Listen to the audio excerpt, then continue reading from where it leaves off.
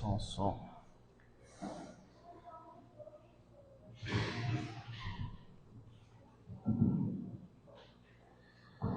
Pessoal, boa noite para vocês, sejam muito bem-vindos. Como é bom a gente cantar, adorar a Deus desse jeito que nós começamos o culto. Eu gostaria que, se você pudesse, você abrisse comigo em João capítulo 1, fazer uma leitura rápida. João capítulo 1, no comecinho mesmo. A gente faz uma leitura rápida e vamos fazer uma oração. E vamos para essa palavra. Bom, diz assim: no princípio era aquele que é a palavra. Ele estava com Deus e ele era Deus. Ele estava com Deus no princípio. Todas as coisas foram feitas por intermédio dele. Sem ele, nada do que existe teria sido feito. Nele estava a vida e esta era a luz dos homens. A luz brilha nas trevas e as trevas não a derrotarão. Surgiu um enviado por Deus chamado João e ele veio como testemunha para testificar acerca da luz, a fim de que por meio dele todos os homens então viessem a crer. Vamos orar? Senhor, nós te pedimos que o Senhor possa falar conosco nessa noite, que o Senhor possa visitar os nossos corações, que o Senhor esteja nos preparando agora para as festividades, principalmente o Natal, que seja uma bênção para cada um de nós, que sejam dias felizes, que sejam dias abençoados, e não dias, ó Deus, cheios de pressão. Eu sei que para muitos o Natal não é um dia bom, muitas pessoas carregam coisas ruins que passaram natais passados com a família. Ó Deus, infelizmente muitos sofreram constrangimentos em mesas de Natal, em dias de Natal, e tem essa data não por especial, não por algo bom, mas nós te pedimos que o Senhor possa nos ajudar a reciclar essa forma de interpretar, essa forma de sentir, que o Senhor possa nos abençoar nisso. Essa é a nossa oração, fala conosco em nome de Jesus. Amém. Amém? Então eu vou ser um pouco didático no começo, não vou dar aula, mas para a gente entender um pouco então o Natal, né? Eu já disse um dia, não sei, talvez poucas pessoas estavam aqui, mas a palavra Natal, ela é uma palavra que vem do latim, né? E essa palavra é natalis. A palavra natalis significa literalmente nascimento. Bom, tem muita gente que tem dúvidas sobre o Natal, se o Natal é uma festa cristã ou se é uma festa pagã, né? E sim, na verdade, o Natal, ele é comemorado, né, há mais tempo de forma pagã do que de forma cristã. Como, pastor? O Natal ele era comemorado já pela Igreja Católica Apostólica Romana antes do Natal. O que era essa comemoração? Eles comemoravam a chegada do inverno, né? Eles comemoravam então a abertura do inverno e o nascimento do sol. Por isso que alguns vão dizer então que o Natal é a comemoração, né, da vinda do Deus Sol. Acontece que a Igreja Católica Apostólica Romana, desde lá de trás, do século III para frente, eles acostumavam a pegar alguma coisa que era de origem pagã e alguma coisa de origem cristã e fundir elas. Por quê? O papel deles era eles queriam agradar todo mundo. Então eles queriam agradar tanto os ocidentais, cristãos, como os orientais, que tinham suas religiões mais diversas. Então geralmente tinha essa função. Igual, por exemplo, para você entender o que eu quero dizer, é que Maria, ela tem uma grande importância na história. Sim, ela foi a virgem que Deus escolheu para ser portadora de Cristo Jesus. E ela não teve relações, inclusive ela não era casada quando, né, Jesus Cristo nasceu. Ela estava noiva de José e eles esperaram, né? O texto diz que José esperou, né, para que o menino nascesse. Aqui traz uma lição, eu sempre gosto de trazer essa lição, que é, se Deus fala que vai fazer um milagre, no caso ali, Deus disse a ela, né, vai nascer um menino, vai ser um milagre, né? Você vai ser tomada pelo Espírito. Então, não coloca a sua mão, não coloca a mão humana até que aquilo que é espiritual aconteça, não. E vamos supor, o Senhor falou, vai ser do Espírito. Mas se José e Maria casam, imediatamente começa a ter relação sexual. E a dúvida? Será que é do Espírito? Será que é do José? Entendeu? Quando Deus estiver fazendo algo, espera, tira as mãos, dá 2 passos para trás. E uma coisa eu sei, quando Deus está fazendo algo, muitas vezes vai parecer que nós estamos errando. Por exemplo, a Bíblia vai falar muito sobre esperar em Deus. Praticamente sempre, quando nós estamos esperando em Deus alguma coisa, vai parecer que nós estamos em um período de passividade, ou de, uma palavra feia, mas de vagabundagem, sabe?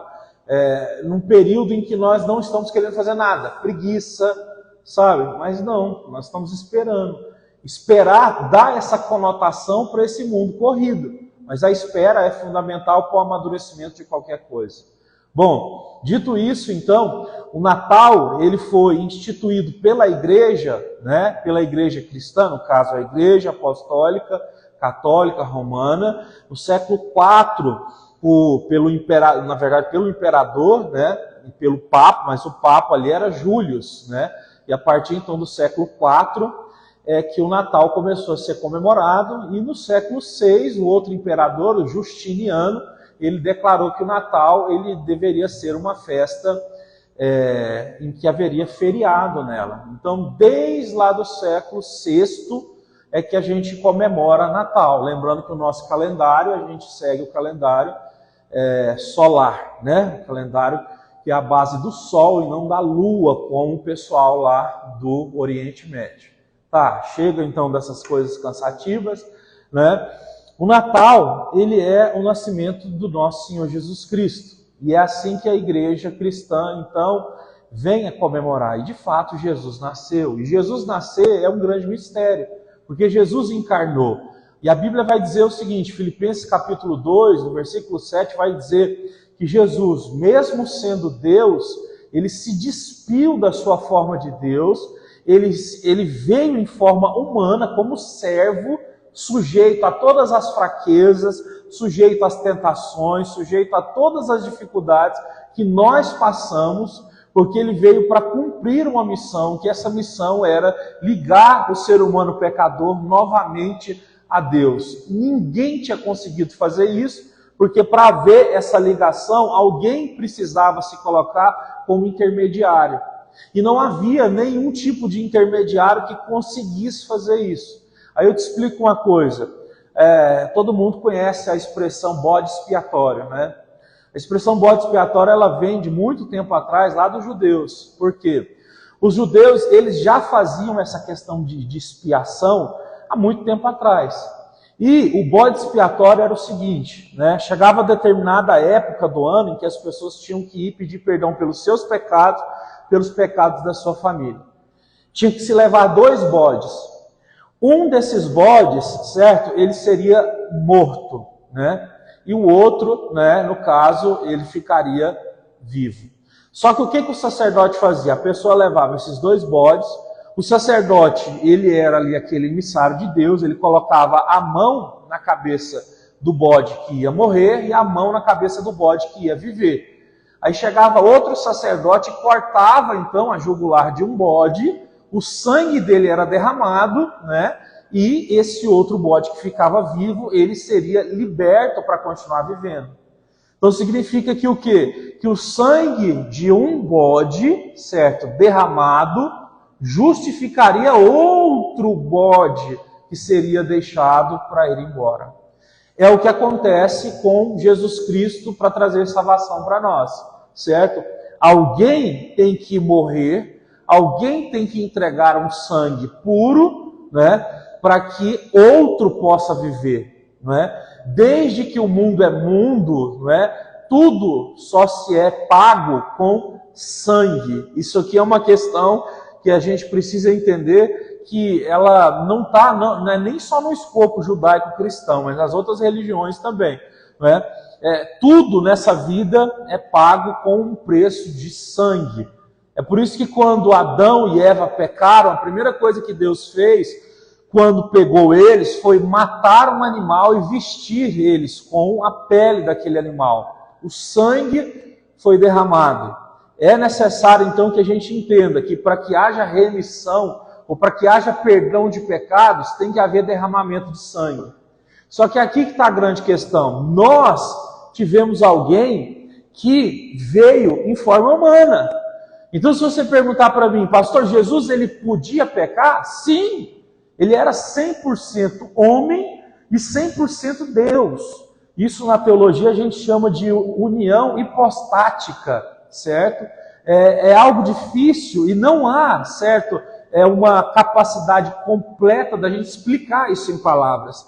Não é que Jesus Cristo ele era uma espécie de transtorno bipolar, que uma hora ele liga, pum, modo Deus, faz milagre. Agora, o modo humano, estou com sede, estou com fome. Não, ele era 100% homem, 100% Deus.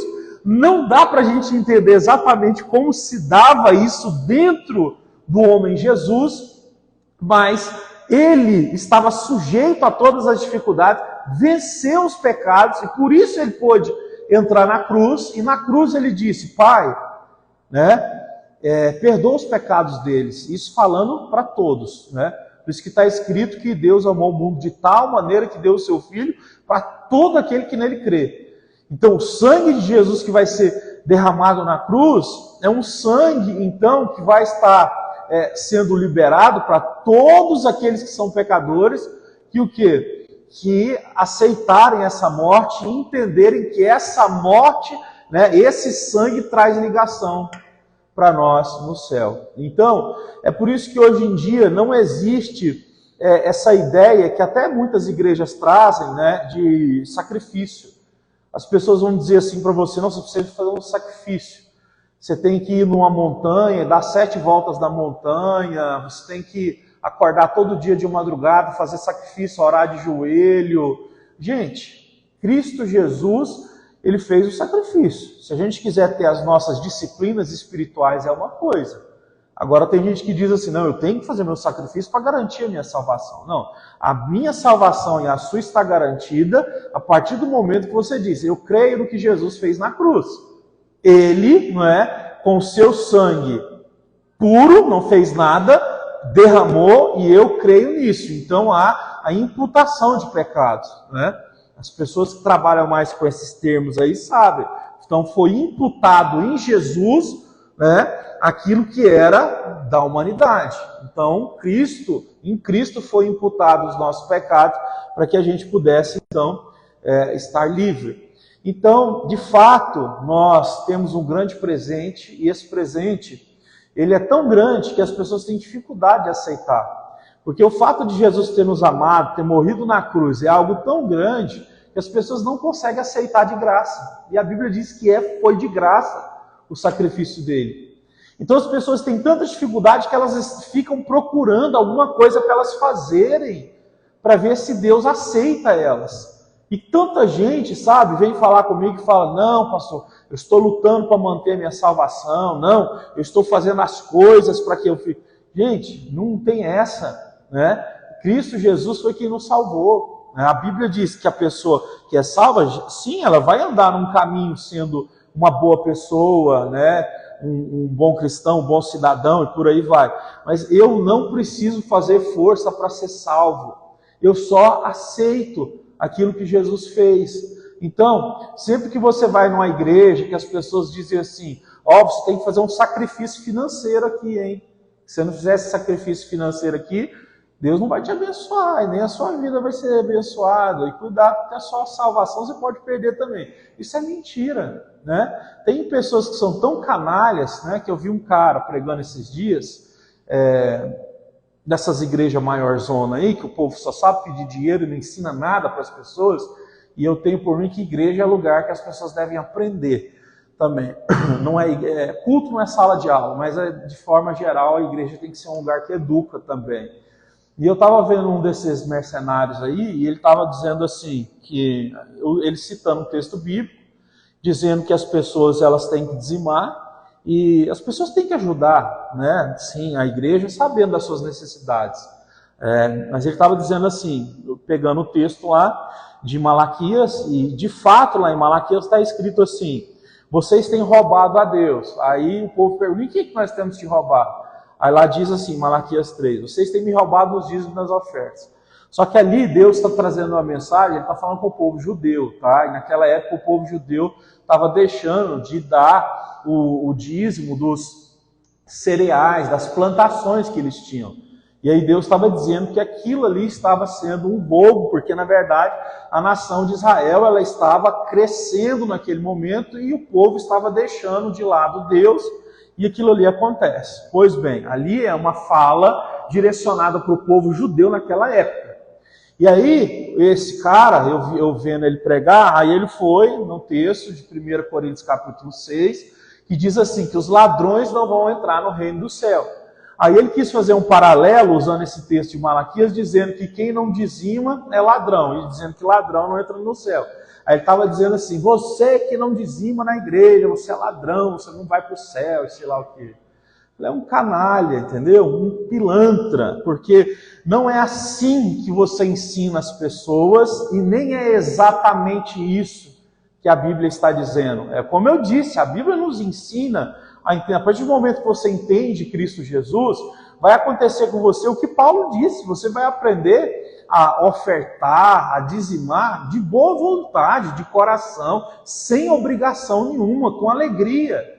Né? Mas aí você vê essa imposição, essa coisa desse povo. Eles não entendem o que é Deus, eles não sabem o que é Jesus. Né? Jesus nos ensina dessa forma. Jesus disse, eu sou manso e humilde de coração. E ele diz, aprendam de mim nessa situação.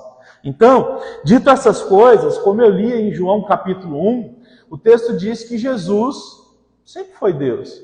Agora, como a gente pode dizer que alguém gerou Deus se Deus é eterno? Essas são as grandes questões, né, que envolvem então o Natal. Como que Deus pode ter morrido na cruz, sendo que Ele é um Deus que não morre, porque Ele é imortal, não é?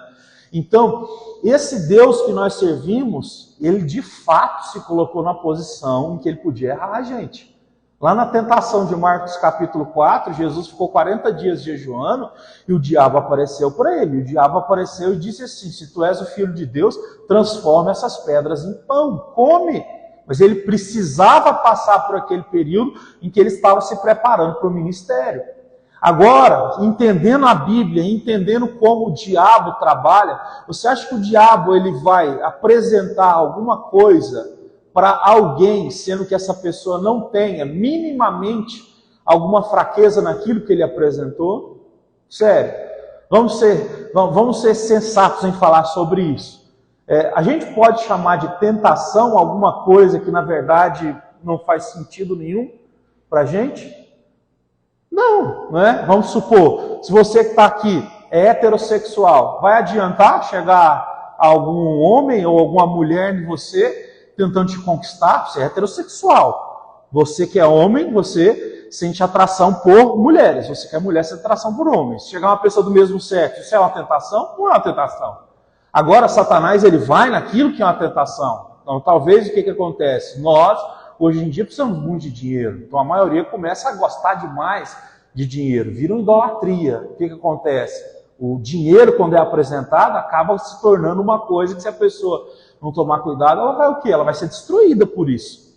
E Paulo falou isso para Timóteo, tá? Isso é muito sério. 1 Timóteo, capítulo 6, versículo 10, diz assim, a raiz de todos os males é o amor ao dinheiro.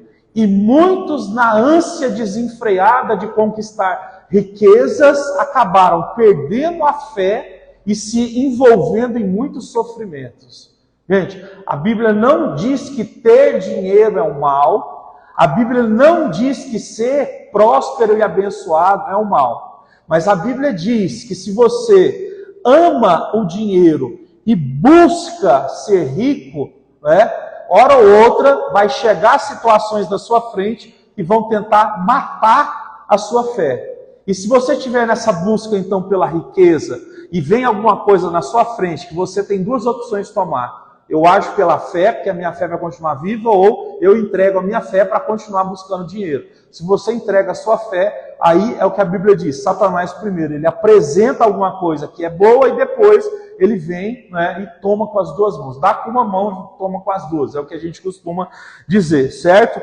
Então, A gente precisa compreender essa verdade, né? Então, o Senhor Jesus, quando Satanás pediu para ele transformar a pedra em pão, sim, Jesus estava com fome e ele foi tentado nisso. Satanás também disse para o Senhor Jesus, olha, se você dobrar o joelho diante de mim, eu te dou todos os reinos. E de fato a Bíblia diz que o mundo jaz no maligno. Satanás controla o mundo e toda a sua perversidade. O sistema que controla o mundo, né? O dinheiro, o poder, o sexo, todas as coisas ilícitas que o ser humano usa de maneira errada, são controladas sim pelo mal no mundo espiritual.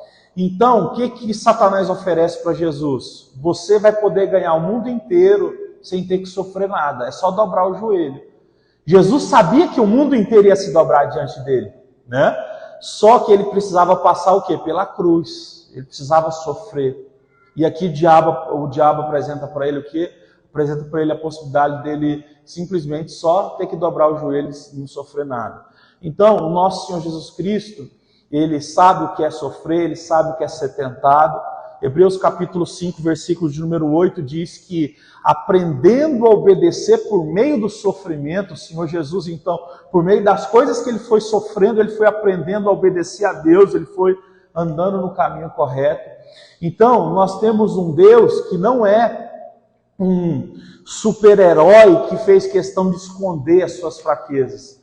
Você vai ver, biblicamente, o Senhor Jesus tendo fome, você vai ver o Senhor Jesus tendo sede, você vai ver o Senhor Jesus passando por várias situações que um ser humano passa, não é? Você vai ver que quando ele era menino, em Lucas capítulo 2, ele meio que sumiu ali da família dele e tal, e os pais foram buscar depois. A Bíblia diz, em tudo Jesus era obediente, ele tinha 12 anos, a Bíblia cita isso, então ele cresceu como um ser humano normal, tá? Então, o Deus que nós servimos agora no Natal, que nasceu, certo? A gente adora Ele por quê? Porque Ele é a referência mais perfeita que existe na história do mundo para ser seguido. Além dele ter morrido por nós e dado a salvação de graça, qualquer pessoa que já pisou na terra não fez o que Jesus fez. E é o que a gente falou. Se você for pegar a história de grandes homens, seja Gandhi, seja Confúcio, seja o Buda, de grandes líderes religiosos, nenhum desses homens fez o que Jesus fez na questão dele ter ressuscitado, dele ter dito, vocês podem vir até mim que eu vou dar descanso para a alma de vocês, dele ter nascido como homem e como Deus e ter sido desafiado por todas essas coisas, vencido todas elas. Então, a gente está falando sobre algo totalmente fora da curva. A nossa fé, ela não é na história do cristianismo. A nossa fé é na pessoa de Jesus Cristo. A pessoa de Jesus Cristo cumpriu o que a gente precisava. E esse é o nosso Natal. O nosso Natal é saber, como o texto diz, que o Verbo se fez carne. A Bíblia diz que no princípio não existia nada, né? Só existia Deus. E Ele, pela sua palavra, começou a criar tudo. Quem começou a criar tudo? Jesus. E esse Deus eterno, Criador de todas as coisas, se despiu da sua glória e veio até o ventre de uma jovem. E Isaías já tinha profetizado isso, que uma jovem seria mãe, do Todo-Poderoso, e ele veio e passou por todo esse processo para que na cruz, então, ele pudesse, no final, a última palavra de Jesus, antes de entregar o seu espírito, ele diz, tetelestai, que significa, está consumado, acabou, acabou a obra que eu tinha para fazer, que era pegar a minha vida e colocar ela no lugar da vida dos seres humanos, ela acabou agora. A partir de agora, tudo o que só Jesus podia fazer, orar diretamente ao Pai, pedir perdão diretamente ao Pai, não precisar de sangue, de mais nada, aconteceu quando ele se entregou ali na cruz. Esse é o nosso Natal. O nosso Natal é Jesus como Salvador, Jesus que veio em carne, Jesus que entende as nossas dores, Jesus que entende os nossos problemas. Essa é a nossa salvação, esse é o nosso Natal. Eu vou chegar aqui já no final para a gente poder fazer uma oração e talvez, se puder, cantar um hino. Você vai encontrar hoje em dia religiões que fazem sacrifício, né? Até hoje tem religiões que fazem sacrifício. Aqui no Brasil, a Umbanda, o Candomblé é mais popularizado, né? E eles fazem sacrifício e eles falam abertamente e todo mundo sabe, né? Então eles gostam demais de matar uma galinha, de meter uma farofa, de pegar uma pinga. Então, assim, dependendo de onde você mora, você anda nos lugares, você sai tropeçando na rua, se você estiver andando a pé, nessas porcariadas todas que eles vão deixando aí na rua, né? Nós entendemos que não precisa mais derramar sangue de nada. Cristo já fez a obra. E de fato Ele fez, Ele nos abençoou de forma completa. Então hoje nós, graças a Deus, nós estamos livres, estamos abençoados, estamos salvos. O que a gente precisa é somente de Jesus. Então, o nosso Natal é esse. A gente vai, certamente a maioria vai sentar com a sua família, vai comer bem, vai passar um momento legal, mas acima de tudo, né, Jesus Cristo nasceu e nos entregou então a sua salvação e nós estamos felizes por causa disso. Então, se eu pudesse te dizer alguma coisa para você fazer no Natal, se ninguém for fazer uma oração, puxa você a oração antes de comer, vamos orar para Jesus, porque Jesus é aquele que nos traz a oportunidade da vida. Então, você pode se colocar de pé para a gente fazer essa oração? Vamos orar. Senhor, eu espero que cada um de nós possamos ter compreendido a Tua palavra maravilhosa. E eu quero pedir ao Senhor que o Senhor possa muitíssimo abençoar cada um de nós. Peço que o Senhor possa, Senhor Todo-Poderoso, abençoar esse Natal, abençoar as festividades, as comemorações. Acima de tudo, não nos deixe perder tempo com coisas secundárias, mas que, crendo no Senhor, nós possamos viver essas bênçãos espirituais. Muito obrigado porque o Senhor veio em carne, o Senhor morreu no nosso lugar. Obrigado pela possibilidade de hoje podermos orar diretamente a Deus. Nós estamos felizes. Obrigado por este culto. Essa é a nossa oração em nome de Jesus. Amém. Amém. Vamos cantar então essa música?